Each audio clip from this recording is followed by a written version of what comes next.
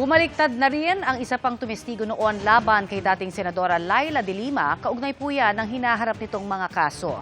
Iniutos naman ng korte ang pagbabalik sa bilibid ng iba pang testigo na inilipat sa ibang kulungan. Nakatutok si Salima Refran. Mula sa Blayan Prison and Penal Farm sa Occidental Mindoro, pinababalik na sa bilibid ang 11 inmate na tumestigo laban kay dating Senador Laila de Lima.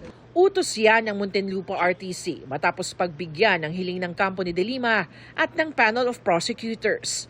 Sa mosyon ng kampo ni de Lima, sinabing 7 ang sumulat para bawiin at baligtarin ang testimonya nila laban kay de Lima dahil pinilit at ginipit raw noon. Ngayon, nasa peligro raw ang buhay nila at ng kanilang mga mahal sa buhay. Hiniling naman ng prosekusyon na ilipat din si Herbert Colango at 3 iba pa na nanindigang sangkot daw si de Lima sa drug trade sa bilibid. Pero hindi raw agad ililipat ng Justice Department ang mga inmate dahil maghahain pa sila ng pagtutol sa parehong mosyon. Ito po ay mga convicted na po na PDL, and most of them were convicted of heinous crimes. The reason of the courts that they have to pull the inmates closer to the courts so that the logistical requirement is easily fulfilled is not a good enough reason for us to transfer them, especially with the availability of video hearings.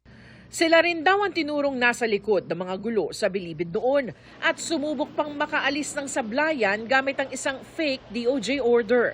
Samantala, sumulat din umano sa korte si retired Police Brigadier General Jerry Valeroso sa pagnanais na bawiin ang kanyang naunang testimonya na nagdadawit kay de Lima sa bilibid drug trade. Nakukonsensya na raw kasi siya at noon pang 2019 gusto mag-recant pero natakot raw siya para sa kanyang seguridad at ng kanyang pamilya. Kung babawiin ito, magiging malinaw at ang akusasyon laban kay Senator Laila de Lima are all based on lies and perjured statements, which can be the basis of the eventual dismissal of this case. Para sa GMA Integrated News, Salima Refran, Nakatutok, 24 Oras.